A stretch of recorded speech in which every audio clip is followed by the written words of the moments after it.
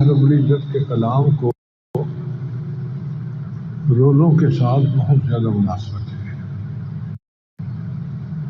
چنانچہ جتنی آسمانی کتابیں نازل ہوئیں سب کی سب رمضان میں نازل ہوئیں۔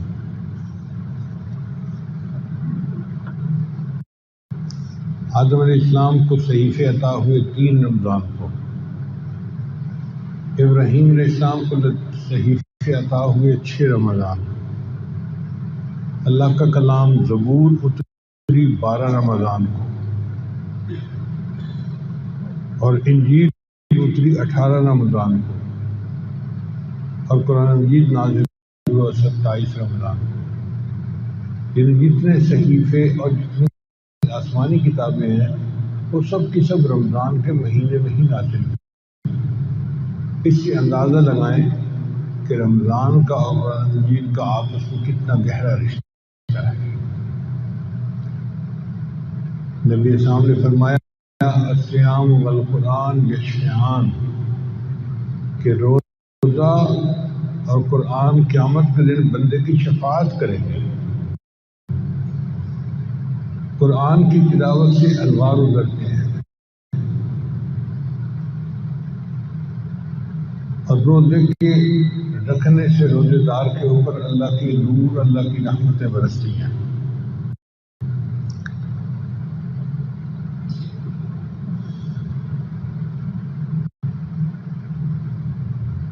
پھر قرآن مجید قیامت کے دن بندے کی شفاعت کرے گا، اور روزہ بھی قیامت کے دن بندے کی شفاعت کرے گا۔ پھر تیسری بات کہ کلام کو چونکہ متکلم کے ساتھ خاص تعلق ہے، اس لیے قرآن کی تلاوت سے قرب خاص ملتا ہے، اور روزے کا بھی یہی معاملہ۔ حدیث قدسی نبی اللہ تعالیٰ کا فرماتے ہیں الصوم لی وانا اجزی بہ، روزہ میرے لیے ہے اور اس کی جزا بھی میں خود آپ ہوں۔ اللہ کا قرب ملتا ہے۔ پھر کلام کیونکہ اللہ کا کلام ہے، اس لیے اس میں تشبہ بالحق ہے، اور روزہ چونکہ شان سمدیت رکھتا ہے اس لیے اس میں بھی تشبہ بالحق ہے۔ تو اب آپ دیکھیے قرآن اور صیام کے اندر کتنی آپس میں گہری مناسبت ہے۔ اس لیے جب رمضان آتا تھا تو نبی علیہ السلام حضرت جبرائیل علیہ السلام کے ساتھ قرآن مجید کا دور کیا کرتے۔ حضرت عثمان غنی رضی اللہ عنہ تو ایک دن میں ایک قرآن مجید کی تلاوت روزانہ کر دیا کرتے تھے۔ امام اعظم و خلیفہ رحمۃ اللہ علیہ رمضان مبارک میں 63 مرتبہ قرآن مجید پڑھتے تھے۔ ایک قرآن مجید دن میں، ایک قرآن مجید رات میں، تو 30 طرف 60 ہو گئے، اور 3 قرآن مجید تراویح کی نماز میں، تو 63 مرتبہ قرآن مجید ختم کرتے تھے۔ امام شافعی رحمۃ اللہ علیہ رمضان مبارک میں 70 مرتبہ قرآن مجید کو مکمل پڑھا کرتے تھے۔ امام احمد بن حنبل رحمۃ اللہ علیہ کا مزاج ذرا اور تھا، وہ ایک ہفتے میں قرآن مجید کی منزلیں بنی ہوئی ہیں، اگر روزانہ ایک منزل پڑھے تو 7ویں دن قرآن مجید ختم ہو جاتا ہے۔ تو ان کا ایک معمول تھا رمضان اور غیر رمضان کا، وہ ہر 7ویں دن قرآن مجید ختم کرتے تھے۔ اور میں نے اپنی زندگی میں اپنے والد گرامی کا بھی معمول یہی دیکھا ہے، ہر جمعرات کے دن ان کا ختم قرآن ہوا کرتا تھا۔ حالانکہ قرآن کے حافظ نہیں تھے، مگر ناظرہ پڑھتے تھے اور پڑھتے رہتے تھے۔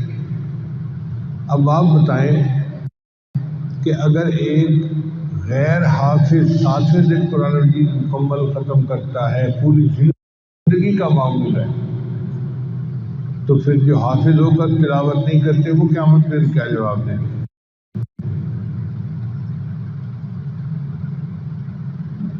حضرت قتادہ رحمۃ اللہ علیہ وہ بھی ہر 7 7ویں دن قرآن ختم کیا کرتے تھے۔ پھر جب رمضان آتا تھا تو ہر 3 دن میں قرآن مجید ختم کیا کرتے تھے، اور جب رمضان کا آخری عشرہ آتا تھا تو ہر روز ایک قرآن مجید ختم کیا کرتے تھے۔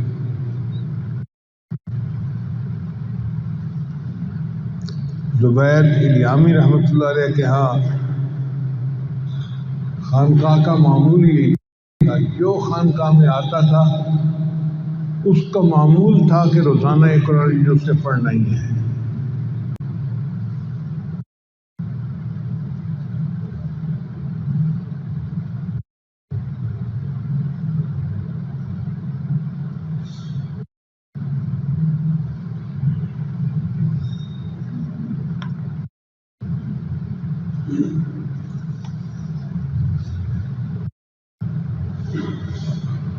پھر قرآن مجید دلوں کا مقناطیس ہے،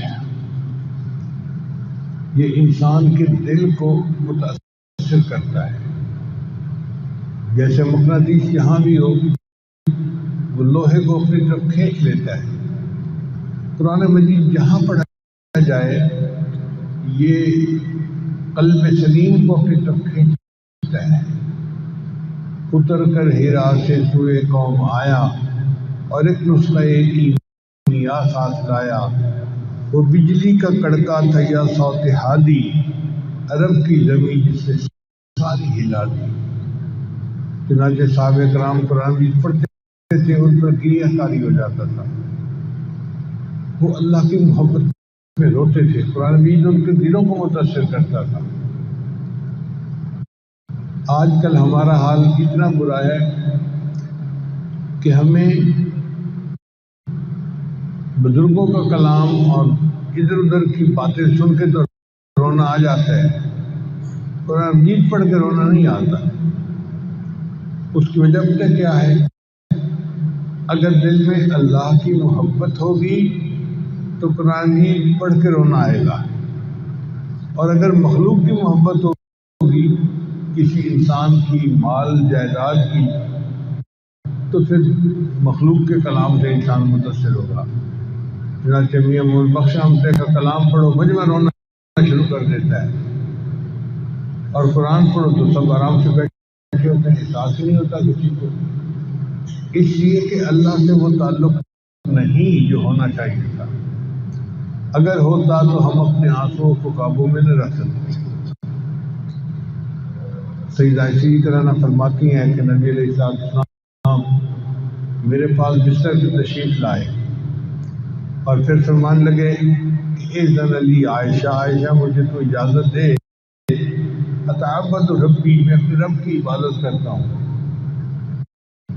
فرماتی ہیں کہ نبی علیہ السلام مصلی پہ کھڑے ہو گئے اور آپ نے قرآن کی تلاوت شروع کر دی، اور آپ تلاوت میں اس طرح رو رہے تھے کہ جس طرح پانی کے قطرے زمین پر گرتے ہیں ان کی آواز آتی ہے۔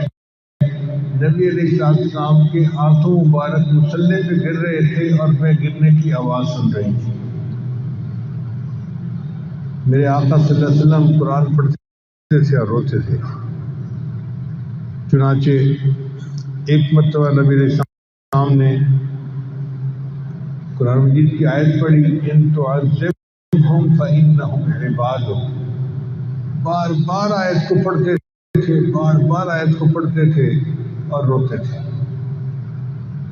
پہلے یہ بات ذرا کم سمجھ میں آتی تھی، لیکن آج کل کے زمانے میں بچوں میں کھانے کی ایک چیز ہے جس کو چنگم کہتے ہیں، ہم نے دیکھا بچے بیٹھے بس منہ ہلاتے ہی رہتے ہیں، چلاتے ہی رہتے ہیں۔ بھائی بچوں کیا کر رہے ہو؟ کہنے لگے یہ چنگم ہے، اس کو چبانے کا مزہ آتا ہے۔ جس طرح بچے مزے کی خاطر چنگم کو ایک گھنٹہ چباتے رہتے ہیں، اسی طرح اہل اللہ ایک ایک آیت کو مکرر پڑھ پڑھ کے مزے لیا کرتے تھے، لطف آتا تھا، پوری رات پڑھتے رہے۔ ان تعذبہم فإنہم عبادک وإن تغفر لهم فإنک انت العزیز الحکیم۔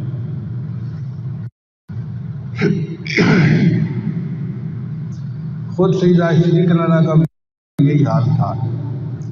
ایک رات قرآن کی پڑھ رہی تھی تہجد میں، تو آیت آئی وَبَدَا لَهُم مِّنَ اللَّهِ مَا لَمْ يَكُونُوا يَحْتَسِبُونَ۔ پوری رات ہی یہ آیت پڑھتی رہی اور روتی رہی۔ حضرت ابوبکر صدیق نام بڑے رقیق القلب تھے، جب قرآن پڑھنا شروع کرتے تھے تو روتے تھے، ان کے آنسو ان کے قابو میں نہیں تھے۔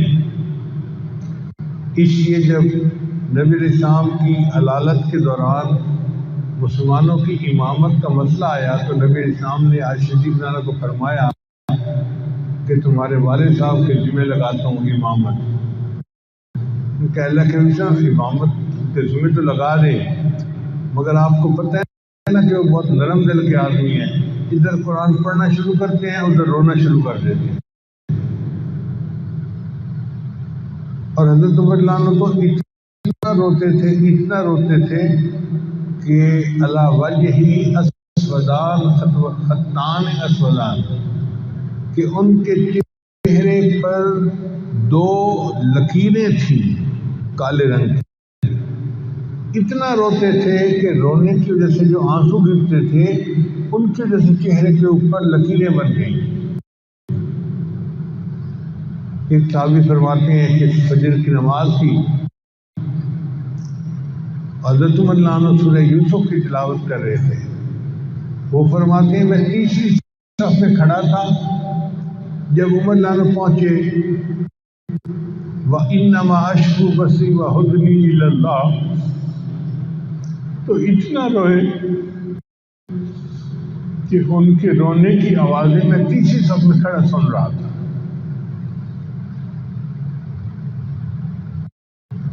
حضرت عثمان رضی اللہ عنہ کا بھی یہی حال تھا، حضرت عمر رضی اللہ عنہ، حضرت علی رضی اللہ عنہ کا بھی یہی حال تھا۔ قرآن مجید پڑھتے تھے آنسو ان کے بس میں نہیں ہوتے تھے۔ حضرت علی رضی اللہ عنہ نے ایک مرتبہ تہجد کی نماز پڑھی محراب کے اندر۔ فرماتے ہیں کہ وہ محراب میں کھڑے رو رہے تھے اور ان کی پوری داڑھی جو تھی وہ آنسو سے تر ہو گئی تھی۔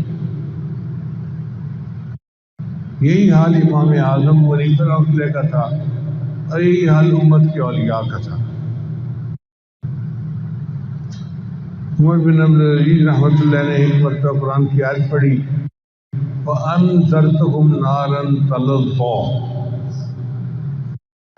اس آیت کو پڑھ کے ساری رات روتے رہے۔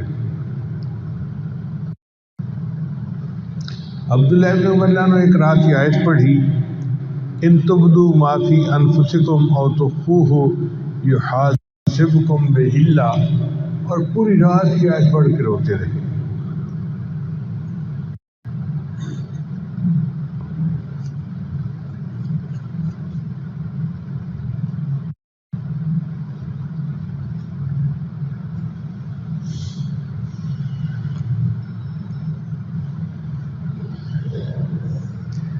بصرہ کے قاضی تھے عبداللہ ابن عروہ بن زبیر، نہیں زرارہ بن اوفا قاضی بصرہ۔ ان کے سامنے کسی نے قرآن کی آیت پڑھی فَإِذَا نُقِرَ فِي النَّاقُورِ، تو اس آیت کو سن کے ان کے اوپر کبھی تاری ہوئی حتیٰ کہ روح نکل گئی اور وہ مر گئے، فوت ہو گئے۔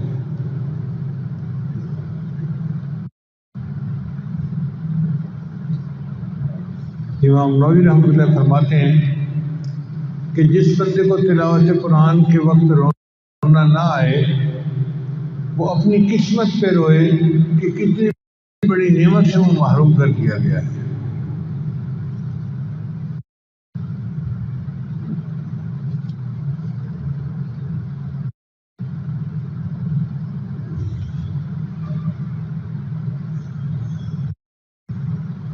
جب انسان کو محبت ہوتی ہے نا کسی سے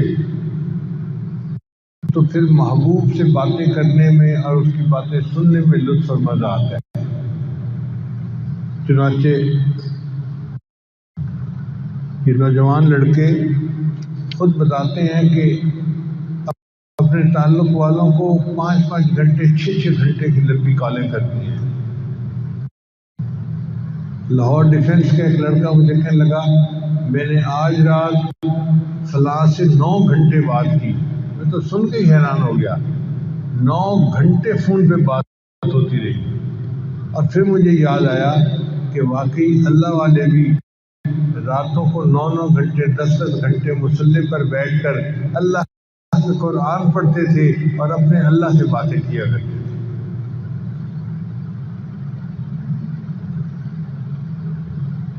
اب ہمیں چونکہ قرآن مجید کے لطف کا پتہ نہیں تو ہم حیران ہوتے ہیں.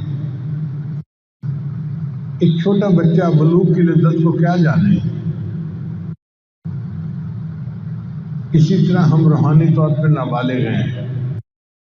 ہم قرآن مجید کی لذت کو نہیں جانتے. لا یمسہ الا المطہرون. اللہ فرماتے ہیں کہ ان معارف کو وہی حاصل کر سکتا ہے جس کا دل پاک ہوتا ہے، اور جس کا دل ناپاک ہو، ناجائز محبتوں سے بھرا ہوا ہو، گناہوں کی ظلمت سے ہٹا ہوا ہو، اس دل کو اس لذت کا کیا پتہ.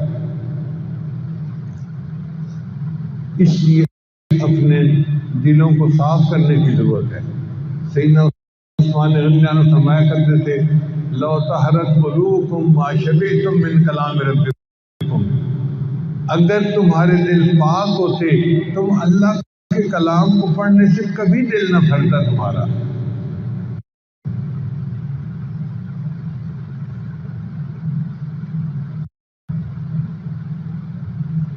ہمارا جو قرآن مجید پڑھنے کو دل نہیں کرتا نا، اس میں گناہوں کا اثر ہوتا ہے.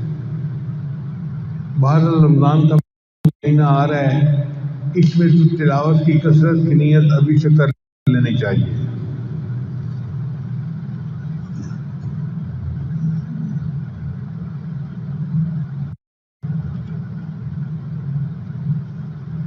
یہ قرآن مجید اللہ کی بولی ہے، اللہ کا کلام ہے.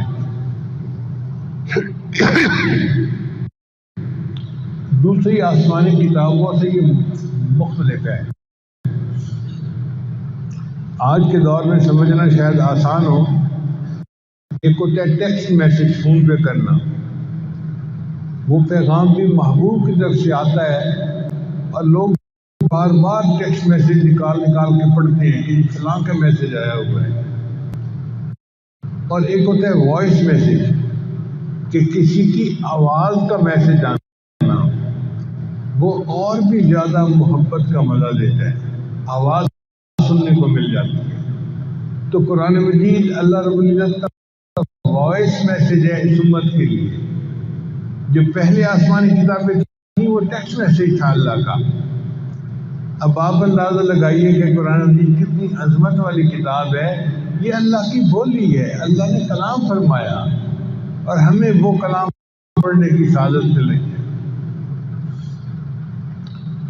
اس لیے جب قرآن مجید اترا تو فرشتے آپس میں کہنے لگے کہ انسان کتنا خوش نصیب ہے کہ اسے اس کلام کو پڑھنے کی، اس کو سمجھنے کی اللہ سعادت عطا فرمائے گی. فرشتے قرآن سن تو سکتے ہیں، پڑھ نہیں سکتے. صرف حضرت جبریل علیہ السلام کو اللہ تعالیٰ نے استثناء عطا کیا کہ وہ حافظ قرآن تھے اور نبی علیہ السلام کے ساتھ دور کیا کرتے تھے. باقی فرشتے سن سکتے ہیں، پڑھ نہیں سکتے. اور بندہ اگر کوئی کام خود نہ کر سکے نا تو جو دوسرا کرے وہ بڑا اچھا لگتا ہے. اس لیے جہاں کوئی قرآن مجید پڑھنے لگ جاتا ہے فرشتے ایک دوسرے کو کہتے ہیں ہلم الیہ، آ جاؤ آ جاؤ آ جاؤ. چنانچہ جم کٹا لگ جاتا ہے فرشتوں کا، حتیٰ کہ اس بندے کے سر سے لے کے آسمان تک فرشتوں کا جم گھٹا رہتا ہے. اتنا رش ہو جاتا ہے. اور یہ فرشتے کیوں اکٹھے ہو جاتے ہیں کہ آؤ اللہ کا قرآن پڑھ رہا ہے یہ بندہ، سنو. یہ قرآن مجید ایسی نعمت ہے. ہم تو سمجھتے ہیں کہ ہم بیٹھے قرآن پاک پڑھ رہے ہیں، کیا ہونا ہے. ہمیں پتہ ہی نہیں کہ قرآن مجید کے پڑھنے سے مخلوق کے اندر بھوچال آ جاتا ہے. فرشتے اکٹھے ہو جاتے ہیں اور وہ اللہ کے قرآن کو سن رہے ہوتے ہیں. اور بلکہ احادیث میں آتا ہے کہ فرشتے اس بندے کے قریب سے قریب تر ہوتے جاتے ہیں. حتیٰ کہ ان میں سے ایک فرشتہ اس قرآن مجید پڑھنے والے کے لبوں کے اوپر اپنے لب رکھ دیتا ہے. یہ حدیث کے الفاظ ہیں.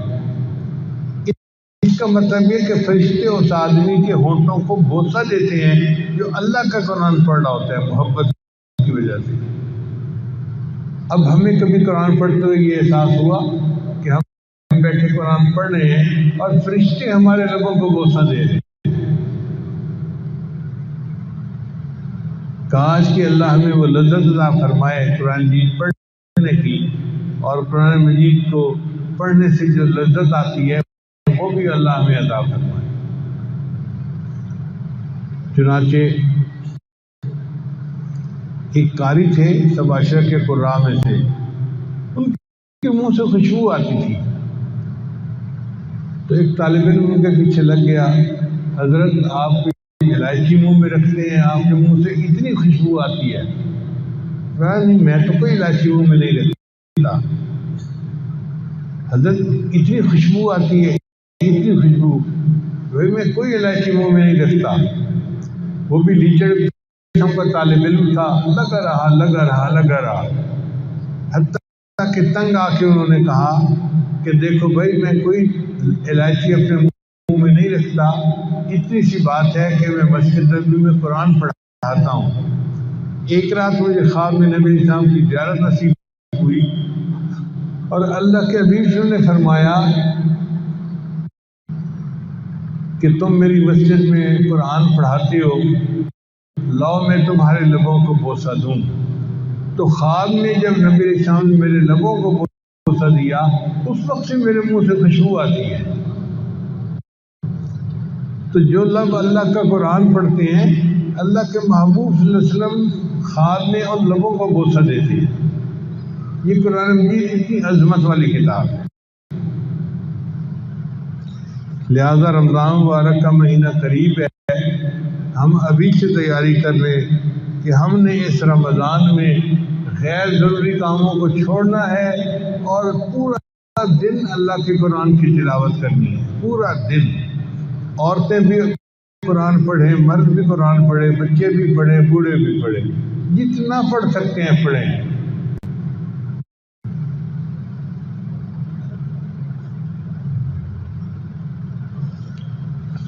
قرآن کی تلاوت کے وقت بندے کے گناہ ایسے جھڑتے ہیں جیسے پت جھڑ کے موسم میں درختوں کے پتے جھڑ جایا کرتے ہیں.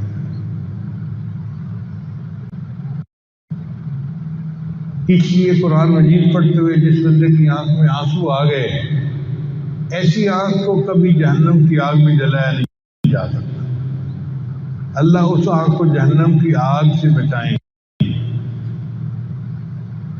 تو جہاں اللہ کی اور نعمتیں ہم مانگتے ہیں، ہم اللہ سے یہ بھی نعمت مانگے، اے اللہ نے قرآن مجید کی سمجھ عطا فرما، اور قرآن مجید کو پڑھتے ہوئے جو کیفیت ہونی چاہیے دل کی، وہ کیفیت عطا فرما. رمضان مبارک پورا کا پورا بابرکت مہینہ ہے، اور رمضان میں جو رمضان کی راتیں ہیں وہ اس کے دنوں سے زیادہ بابرکت ہے.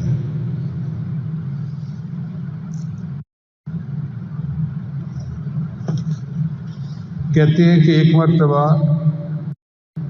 رات اور دن کے درمیان مناظرہ ہوا.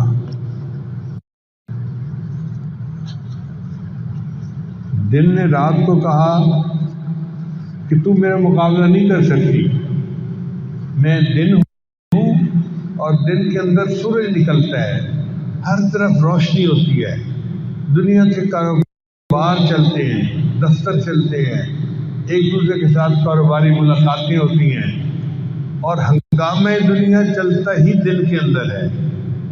حرکت ہوتی ہے، برکت ہوتی ہے، رزق ملتا ہے. تو ساری دنیا کا نظام دن کی وجہ سے قائم ہے. اس نے پوچھا اور؟ اس نے کہا کہ دیکھو ظہر اور عصر کی 2 نمازیں دن میں ہوتی ہیں، مجھے یہ سعادت حاصل ہے. تو رات نے کہا کہ اچھا آپ میری بات سنو کہ دن میں دفتر کھلتے ہیں، کاروباری ملاقاتیں ہوتی ہیں، میں رات ہوں، رات میں اندھیرا ہوتا ہے، اور اندھیرے میں اللہ والوں کے مصلے بچھتے ہیں، اور ان مصلوں پہ بیٹھ کے وہ اپنے اللہ سے سرگوشیاں کر رہے ہوتے ہیں، اللہ سے مناجات کر رہے ہوتے ہیں۔ تو یہ جو محبت کی باتیں ہیں یہ رات ہی کو ہوتی ہیں۔ پوری پوری رات مصلے پہ بیٹھ کے اولیاء اللہ گزار دیتے ہیں۔ اولیاء اللہ کے جو قلوب ہیں وہ شمس العارفین، وہ تو معرفت کے سورج ہیں۔ اور پھر یہ بھی سوچ لو کہ اللہ تعالیٰ آسمان دنیا میں جو نزول فرماتے ہیں تو حدیث میں آتا ہے کہ رات کے آخری پہر میں، اور اعلان ہوتا ہے حل من سائل فأعطی ہے کوئی سوال کرنے والا جس کو کہ میں عطا کر دوں۔ تو یہ اعلان اللہ کی طرف سے رات کے آخری پہر میں ہوتا ہے، یعنی اللہ کا انعام اتنا ہوتا ہے کہ باقاعدہ پوچھا جاتا ہے کوئی سوال کرنے والا کہ میں اس کو عطا کر دوں۔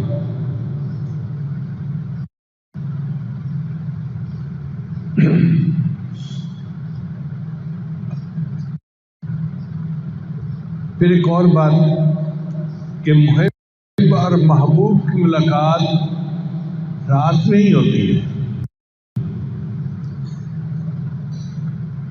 اسی لیے اللہ رب العزت نے اپنے محبوب کو معراج پر رات کو بلایا تھا۔ عشاء کی نماز ادا کرنے کے بعد نبی صاحب معراج پر آسمانوں پہ تشریف لے گئے تھے، تو وہ دن میں ملاقات نہیں ہوئی تھی، وہ رات میں ملاقات ہوئی تھی۔ تو رات نے کہا کہ دیکھو محب اور محبوب کی ملاقات رات میں ہوئی، اور دن تم جتنی مرضی زور لگا لو کہ تم بڑے اہم ہو اور قیمتی ہو، ایک رات رمضان میں ایسی ہے جو 1000 مہینوں کی عبادت سے بہتر ہے۔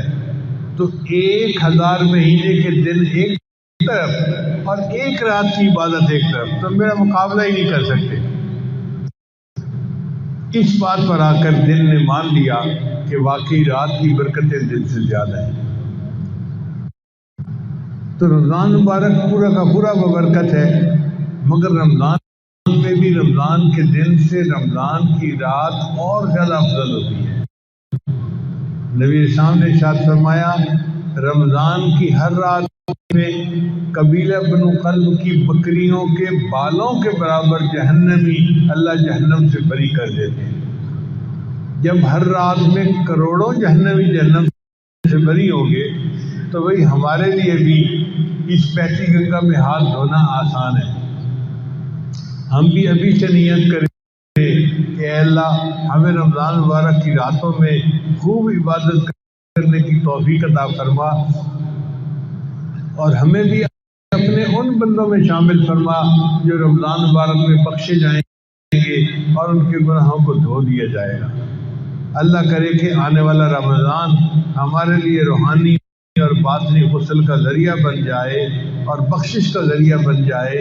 وآخر دعوانا ان الحمد للہ رب العالمین۔